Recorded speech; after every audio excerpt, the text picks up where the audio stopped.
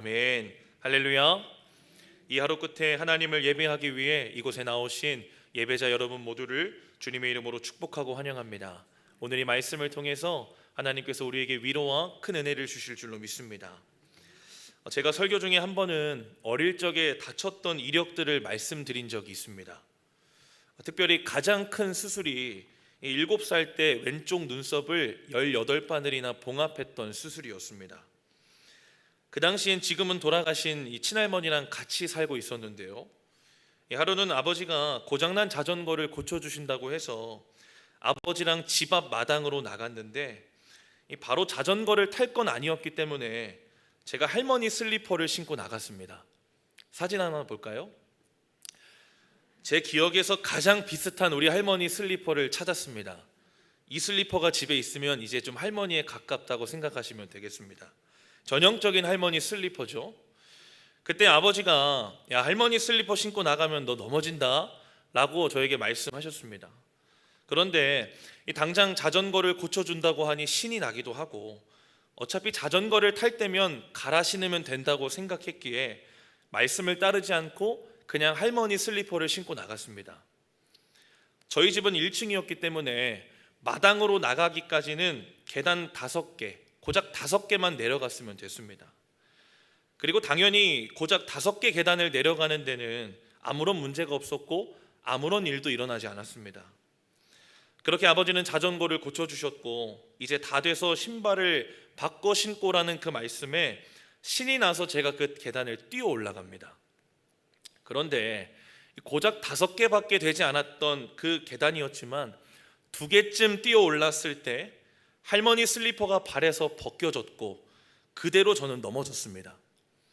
손을 짚을 찰나에 얼굴이 먼저 떨어졌고, 계단 모서리 쇠 부분에 이 왼쪽 눈썹이 먼저 찍히면서 크게 다치게 됐습니다. 그렇게 온 피가 얼굴을 다 뒤덮었고, 벌어진 눈썹 사이로는 흰색 뼈가 보이기 시작했습니다. 아버지는 너무 놀란 나머지 몸을 바들바들 떠시는 거예요. 도저히 운전을 할 수 없어서 119에 신고했습니다. 그리고 구급차를 타고 근처 응급실에 도착했고, 저는 들 것이 아닌 아버지의 품에 안긴 채 응급실에 들어가게 됐습니다. 그 이후에는 곧바로 생사를 18바늘이나 마취 없이 봉합했고, 아직 그 기억은 새록새록합니다. 시간이 오래 지났음에도 저는 가끔 이런 생각을 해봅니다. 만약 내가 그때 아버지의 말을 들었더라면, 7살 인생 중 18바늘 봉합이라고 하는 어마어마한 광풍을 만나지는 않았지 않았을까? 그런 생각을 좀 하게 됩니다. 그리고 동시에 그렇게 다친 나를 구급차에서 안고 계셨고, 도착하자마자 아는 채 뛰어 들어가시던 그 아버지의 모습이 아직도 새록새록 기억에 남습니다. 여러분, 우린 살면서 인생에 갑작스럽게 닥쳐오는 여러 광풍들을 만날 때가 있습니다. 그것이 정말 말 그대로 갑작스럽게이기도 하지만, 때론 아버지의 말씀을 듣지 않았던 7살의 아이처럼 하나님의 말씀을 듣지 않고 따르지 않아서 맞이하게 되는 광풍들도 있습니다. 그러나 우리가 기억해야 할 것은, 하나님의 말씀을 듣지 않음으로 스스로 자초한 광풍일지라도 7살 꼬맹이를 꽉 끌어안은 채 응급실로 뛰어 들어갔던 아버지처럼 우리 하나님 아버지도 여러 인생의 광풍 속에 있는 저와 여러분에게 살 길을 내어 주신다는 것입니다.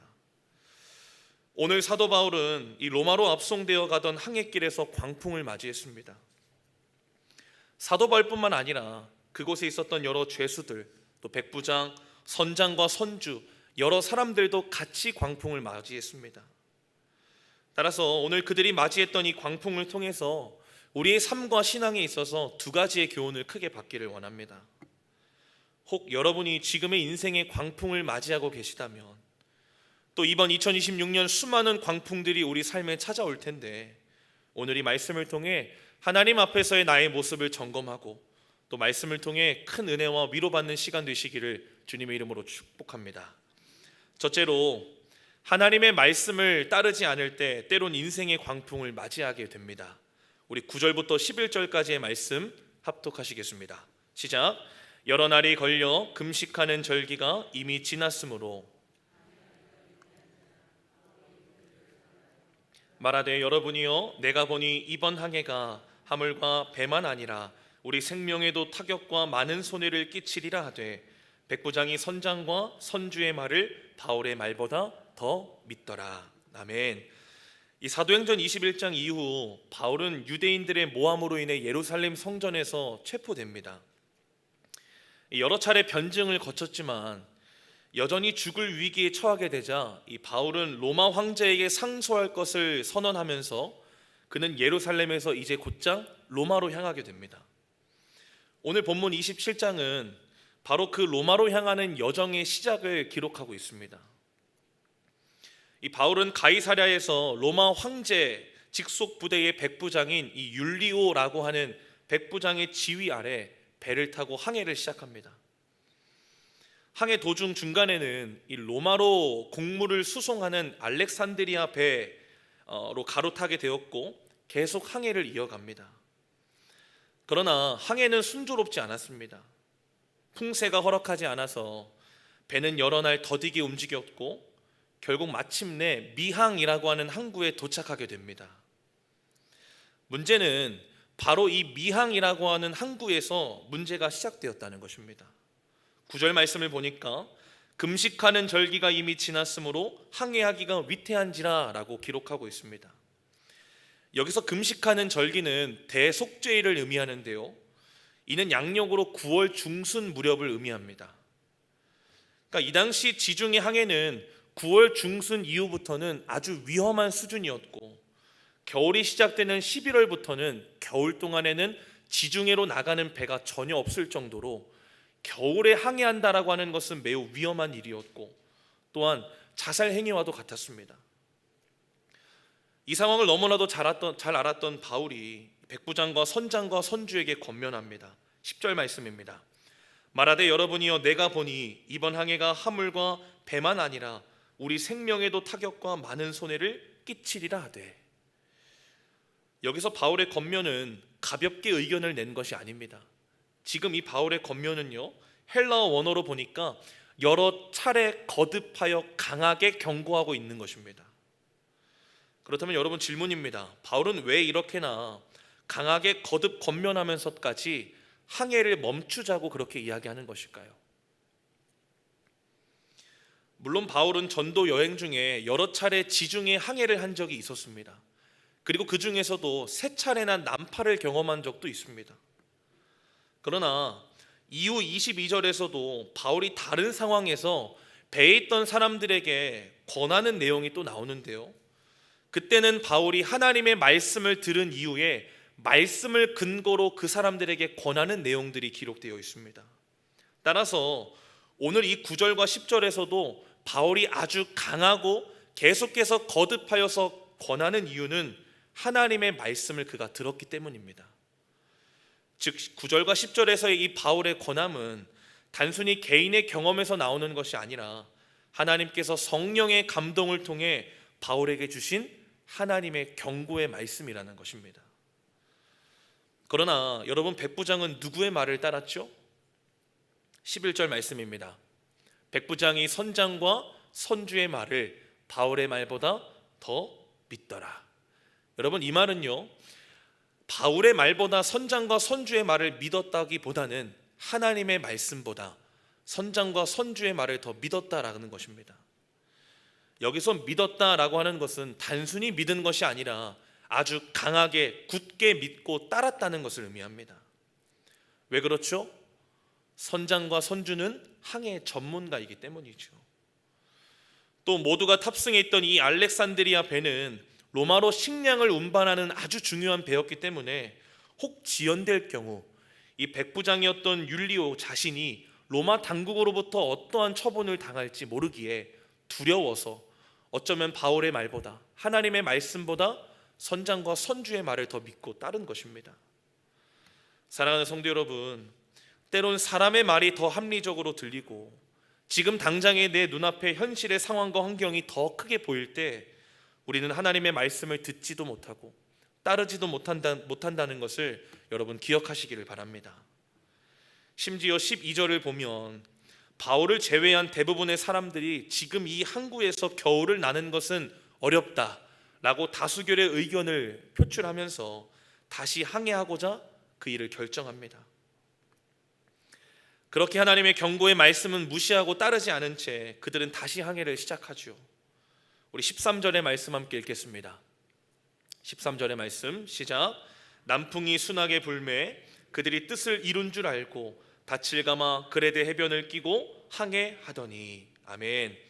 여러분, 하나님의 경고의 말씀은 무시하고 따르지 않은 채 항해를 시작했는데 아주 마침 남풍이 순하게 불어옵니다.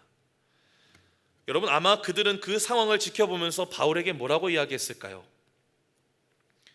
바울, 우리가 뭐라고 했습니까?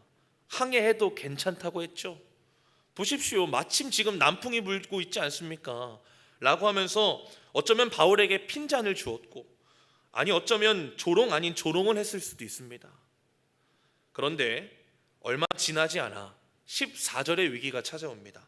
14절 말씀 제가 읽겠습니다. 얼마 안 되어 섬 가운데로부터 유라굴로라는 광풍이 크게 일어나니.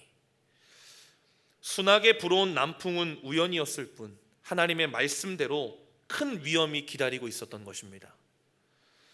저는 이 장면을 보면서 요나 선지자의 이야기가 떠올랐습니다. 요나는 니느웨로 가라는 하나님의 말씀을 무시하고 따르지 않은 채 다시스로 도망하기 위해서 욥바로 내려가지요. 그런데 그곳에서 아주 마침 어디로 가는 배를 만났죠? 다시스로 가는 배를 아주 마침 만났습니다. 여러분, 기가 막히지 않습니까? 하나님의 말씀을 무시한 채 따르지 않았는데도 마침 길이 열린 것입니다. 하나님의 말씀을 무시하고 듣지도 않았는데도 마침 상황과 환경이 딱 맞아 떨어진 것입니다. 그런데 여러분, 기억하십시오. 그 마침이라고 하는 것이요, 때론 우리에게 가장 크고도 무서운 함정이라는 것입니다. 요나서 1장 4절 말씀 함께 읽어볼까요? 시작. 여호와께서 큰 바람을 바다 위에 내리심에 바다 가운데에 큰 폭풍이 일어나 배가 거의 깨지게 된지라. 아멘. 길이 열린 줄 알았는데, 상황과 환경이 딱 맞아떨어진 줄 알았는데, 그 마침 뒤에 기다리고 있었던 것은 폭풍이었고, 요나는 그로 인해 바다에 던져지게 됩니다. 여러분, 오늘 본문 말씀도 마찬가지입니다. 마침 항해를 다시 시작했는데 남풍이 순하게 불어왔습니다. 그런데 그 뒤에는 유라굴로라고 하는 어마어마한 광풍이 기다리고 있었습니다. 결국 그들은 모든 짐과 기구를 바다에 던져 버리게 되었고, 20절에서 그 상황을 이렇게 이야기합니다. 구원의 여망마저 없어졌더라. 즉, 바울이 전했던 하나님의 경고의 말씀이 여러분 그대로 이루어진 것입니다. 사랑하는 성도 여러분, 하나님의 말씀을 따른다고 해서 인생의 광풍을 맞이하지 않는 것은 아닙니다. 그러나 오늘 말씀은 하나님의 말씀을 따르지 않음으로 광풍을 맞이하는 어리석음이 우리 삶에 없어야 한다는 것을 교훈해 주는 것입니다. 여러분, 기억하십시오. 사람의 말보다 우리가 더 우선적으로 신뢰하며 따라야 하는 것은 하나님의 말씀입니다. 아멘이십니까? 또한 상황과 환경이 주는 두려움보다 우리가 정말 두려워해야 하는 것은 하나님의 말씀이라는 것입니다. 이번 2026년 한 해 하나님께서 저와 여러분에게 각자에게 주시며 하시는 수많은 말씀들이 있을 줄로 압니다. 그 말씀이 힘과 위로의 말씀이기도 하지만 때론 오늘과 같이 우리에게 주시는 경고의 말씀이기도 합니다. 따라서 우리에게 가장 필요한 태도는 어떤 말씀이든 간에 귀를 기울이고 또한 듣고 순종함으로 그 말씀을 따르는 일입니다. 그리하여 인생의 광풍을 맞이하는 어리석음을 피하는 것, 그것이 우리에게 필요한 태도인 줄로 믿습니다. 축복하기를 이번 한 해 여러분의 삶 가운데에 하나님의 말씀을 따르지 않으므로 맞이하는 인생의 여러 광풍이 없기를 주님의 이름으로 간절히 축원합니다. 둘째로, 하나님은 인생의 광풍 속에서 우리에게 살 길을 열어주십니다. 우리 22절부터 24절까지의 말씀 합독하시겠습니다. 시작. 내가 너희를 권하노니 이제는 안심하라. 너희 중 아무도 생명에는 아무런 손상이 없겠고 오직 배뿐이리라. 내가 속한 바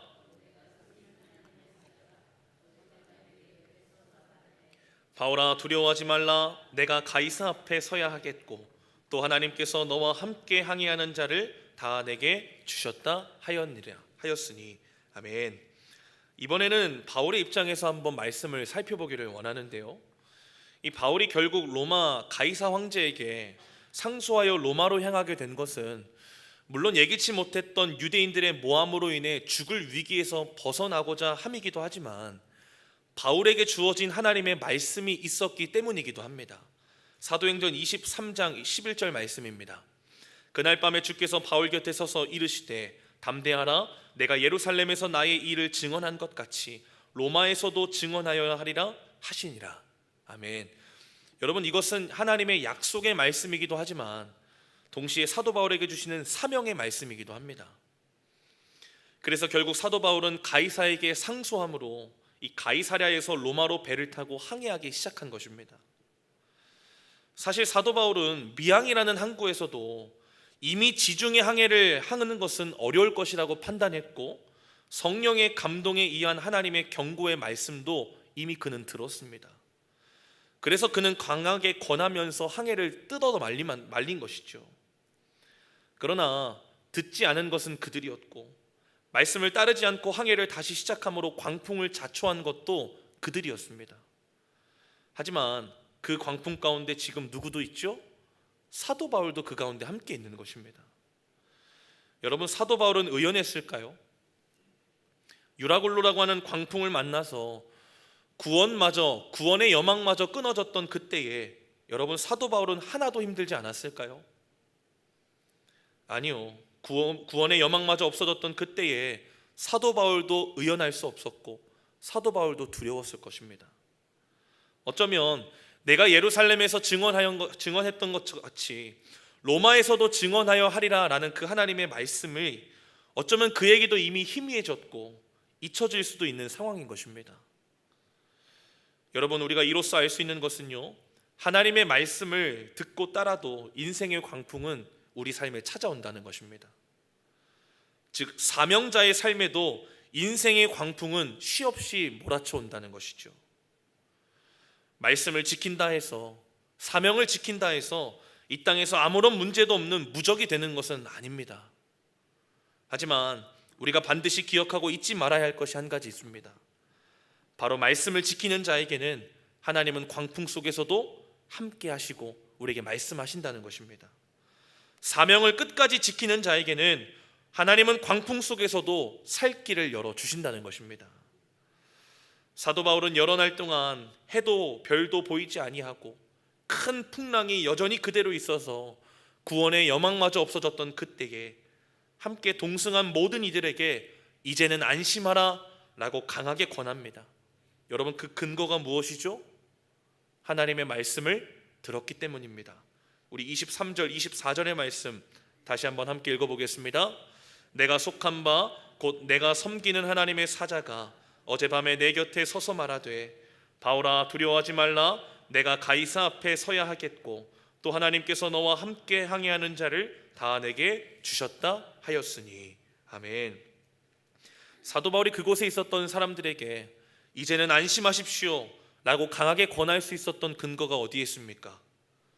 하나님이 광풍 속에서 그에게 말씀하셨기 때문입니다. 하나님이 광풍 속에서 살 길을 열어주셨고 그에게 알려주셨기 때문입니다. 여러분, 사도 바울도 두려웠죠. 그래서 하나님께서 두려워하지 말라라고 말씀하시는 것 아니겠습니까? 그럼에도 스스로도 안심할 수 있고 그곳에 있었던 많은 이들에게 이제는 안심하십시오라고 권할 수 있는 이유가 무엇입니까? 하나님이 나에게 말씀하셨기 때문이고 그 광풍 속에서 나의 살 길을 열어주셨기 때문입니다. 그렇기에 25절, 26절에 이어서 이토록 담대하게 선포할 수 있는 것입니다. 25절, 26절 말씀입니다. 그러므로 여러분이여 안심하라, 나는 내게 말씀하신 그대로 되리라고 하나님을 믿노라. 그런즉 우리가 반드시 한 섬에 걸리리라 하더라. 아멘.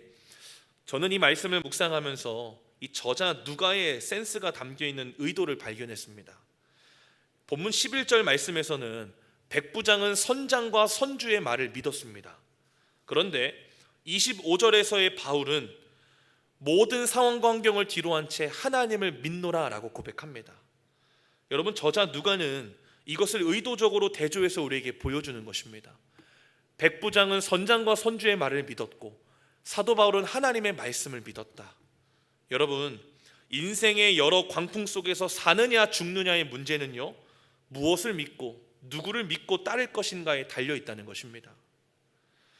오늘 백부장은 선장과 선주를 더 믿음으로 광풍 속에서 정말 죽을 뻔했습니다. 그러나 바울은 하나님을 믿음으로 광풍 속에서도 살 길을 얻었습니다. 따라서 오늘 성경은 우리에게 묻는 것입니다. 누구의 말을 들을 것인가? 누구를 믿고 따를 것인가? 성경은 우리에게 이것을 묻는 것입니다. 사랑하는 성도 여러분, 이번 한 해 누구의 말을 들으시겠습니까? 여러분은 누구를 믿고 따르시겠습니까? 예레미야 26장에 등장하는 예레미야도 사도 바울과 같은 상황이었습니다. 예레미야는 하나님의 사명의 말씀을 들었습니다. 내가 내게 명령한 말을 조금도 감하지 말고 말하라. 여러분, 그 말씀에 순종하여서 예레미야는 남유다 백성들을 향해 이 바벨론에 의한 멸망의 말씀을 거침없이 전했습니다.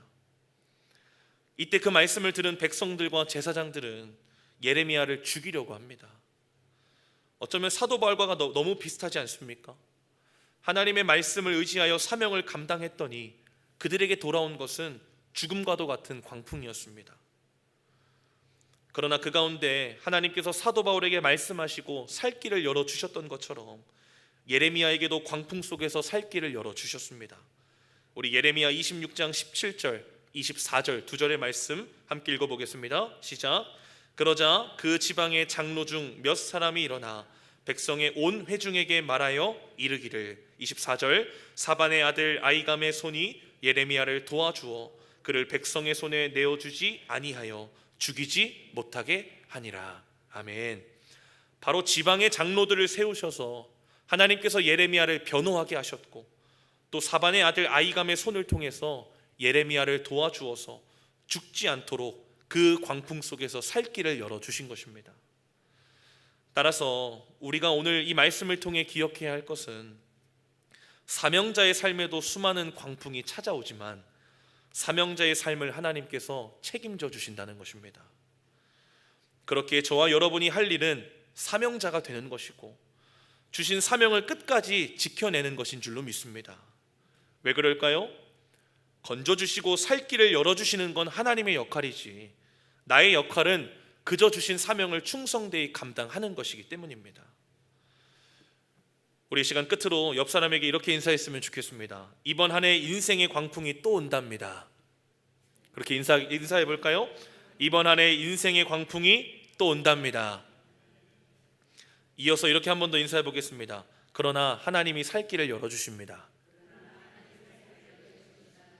이제 말씀을 정리합니다. 말씀하신 그대로 이루시는 하나님을 믿었던 사도 바울은 모든 사람들과 함께 그 광풍의 시간을 다 지나게 됩니다. 그리고 마침내 오늘 본문 27장의 마지막 절인 44절 말씀에서 이렇게 이야기합니다. 함께 읽어보겠습니다. 그 남은 사람들은 널조각 혹은 배 물건에 의지하여 나가게 하니 마침내 사람들이 다 상륙하여 구조되니라. 아멘. 하나님의 말씀을 따르지 않아 광풍을 맞이했던 백부장과 여러 사람들과 또 그리고 사명의 말씀을 따름으로 광풍을 맞이했던 사도 바울 모두 마침내 상륙하여 구조되었습니다. 그 후 모두는 도착지였던 로마에 이르게 되었고 그곳에서 바울은 맡겨진 사명을 잘 감당했습니다. 사랑하는 성도 여러분, 이번 한 해 우리 모두는 인생의 여러 광풍들을 맞이할 것입니다. 때론 그것이 하나님의 말씀을 따르지 않으므로 때론 맞이할 광풍일 수도 있습니다. 그리고 때론 주신 사명을 잘 지켰는데도 맞이하는 광풍일 수도 있습니다. 저와 여러분이 해야 할 것은 광풍이 없어지기를 구하는 일이 아닙니다. 저와 여러분이 해야 될 일은 어떠한 광풍 속에서도 하나님의 말씀을 붙들고 하나님을 믿었던, 굳건하게 믿었던 사도 바울과 같은 믿음을 구하는 일입니다. 그러한 믿음을 소유하는 저와 여러분 되어서 이번 한 해 그 믿음으로 인생의 여러 광풍 속에서 하나님의 은혜를 마음껏 경험하며 사시는 저와 여러분 다 되시기를 주님의 이름으로 간절히 축원합니다.